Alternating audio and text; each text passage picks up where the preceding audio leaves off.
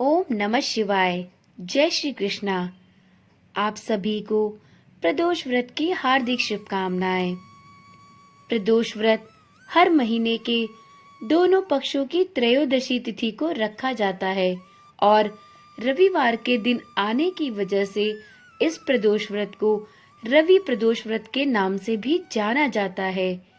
ऐसा माना जाता है कि कोई भी व्रत या पूजा उस व्रत कथा को सुने बिना अधूरी मानी जाती है और उस व्रत को करने का पूर्ण फल तभी प्राप्त होता है जब भक्त या साधक उस व्रत को करने पर उस व्रत की कथा को भी अवश्य ही सुने। आज की वीडियो में हम सभी रवि प्रदोष व्रत की कथा सुनेंगे, तो चलिए ध्यान मग्न होकर इस कथा का रसपान करते हैं। एक समय सर्व प्राणियों के हितार्थ परम पावन भागीरथी के तट पर ऋषि समाज द्वारा विशाल गोष्ठी का आयोजन किया गया। इस सभा में व्यास जी के परम शिष्य पुराण वेत्ता सूत जी महाराज हरि कीर्तन करते हुए पधारे। सूत जी को आते हुए देखकर शौनक आदि 88,000 ऋषि मुनियों ने खड़े होकर उन्हें दंडवत प्रणाम किया। महाज्ञानी सूत जी ने भक्ति भाव से ऋषियों को अपने हृदय से लगाया तथा आशीर्वाद दिया। विद्वान ऋषिगण और सभी शिष्य आसनों पर विराजमान हो गए। शौनक आदि ऋषि ने पूछा, हे पूज्यवर महामते, कृपया यह बताने का कष्ट करें कि मंगलप्रद कष्ट निवारक यह प्रदोष व्रत सबसे पहले किसने किया और उसे क्या फल प्राप्त हुआ। श्री सूत जी बोले, आप सभी शिव के परम भक्त हैं।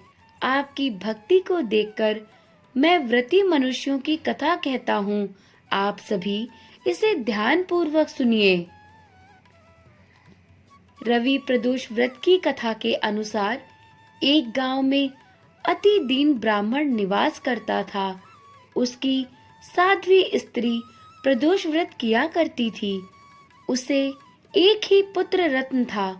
एक समय की बात है, वह पुत्र गंगा स्नान करने के लिए गया। दुर्भाग्यवश मार्ग में चोरों ने उसे घेर लिया और वे कहने लगे कि हम तुम्हें मारेंगे नहीं, तुम अपने पिता के गुप्त धन के बारे में हमें बतला दो। बालक दीन भाव से कहने लगा कि हे बंधुओं, हम अत्यंत दुखी एवं दीन हैं, हमारे पास धन कहाँ है। तब चोरों ने कहा कि तेरे इस पोटली में क्या बंधा है। बालक ने निसंकोच कहा कि मेरी माँ ने मेरे लिए रोटियां दी हैं। यह सुनकर चोरों ने अपने साथियों से कहा कि साथियों, यह बहुत ही दीन दुखी मनुष्य है, अतः हम किसी और को लूटेंगे। इतना कहकर चोरों ने उस बालक को जाने दिया। बालक वहां से चलते हुए एक नगर में पहुंचा। नगर के पास एक बरगद का पेड़ था। वह बालक उसी बरगद के वृक्ष की छाया में सो गया। उसी समय उस नगर के सिपाही चोरों को खोजते हुए उस बरगद के वृक्ष के पास पहुंचे और बालक को चोर समझकर बंदी बना राजा के पास ले गए। राजा ने उसे कारावास में बंद करने का आदेश दिया। ब्राह्मणी का लड़का जब घर नहीं लौटा तब उसे अपने पुत्र की बड़ी चिंता हुई। अगले दिन प्रदोष व्रत था। ब्राह्मणी ने प्रदोष व्रत किया और भगवान शंकर से मन ही मन अपने पुत्र की कुशलता की प्रार्थना करने लगी। भगवान शंकर ने उस ब्राह्मणी की प्रार्थना स्वीकार कर ली। उसी रात भगवान शंकर ने उस राजा को स्वप्न में आदेश दिया कि वह बालक चोर नहीं है जिसे उसने अपने कारागार में बंदी बनाया है। वह उसे प्रातःकाल ही छोड़ दे, अन्यथा उसका सारा राज्य वैभव नष्ट हो जाएगा। प्रातःकाल राजा ने शिव जी की आज्ञा अनुसार उस बालक को कारावास से मुक्त कर दिया। बालक ने अपनी सारी कहानी राजा को सुनाई।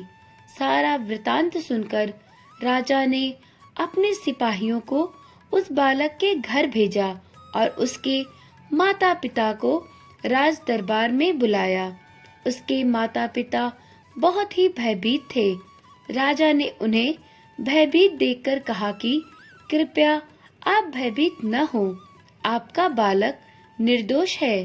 राजा ने ब्राह्मण को 5 गांव दान में दिए, जिससे कि वे सुखपूर्वक अपना जीवन व्यतीत कर सके। भगवान शिव की कृपा से ब्राह्मण परिवार आनंद से रहने लगा। अतः जो मनुष्य रवि प्रदोष व्रत को पूर्ण निष्ठा एवं भक्ति पूर्वक करता है, वह सुखपूर्वक और निरोगी होकर अपना संपूर्ण जीवन व्यतीत करता है तथा उसके जीवन में खुशहाली आती है। हे प्रभु, जिस प्रकार ब्राह्मण ब्राह्मणी और उसके पुत्र की रक्षा की, उसकी दीनहीन स्थिति को सुधारा, वैसे ही सब पर अपनी कृपा दृष्टि बनाए रखना। तो एक बार प्रेम से बोलिए, हर हर महादेव। उम्मीद करती हूँ इस वीडियो में सुनाई गई रवि प्रदोष व्रत की कथा आप सभी को रुचिकर लगी होगी।